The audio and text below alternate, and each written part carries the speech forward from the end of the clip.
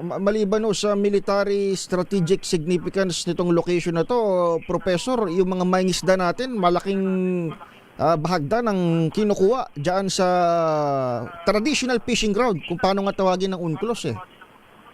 Lalo na yan, talagang paalisin ho nila yung mga mangingisda ho natin kasi ayaw ho nila makita kung ano yung ginagawa ho nila doon. Lalo na, pag inumpisahan na ho nila tambakan yung kumbaga yung lagoon doon ho sa Scarborough Shoal.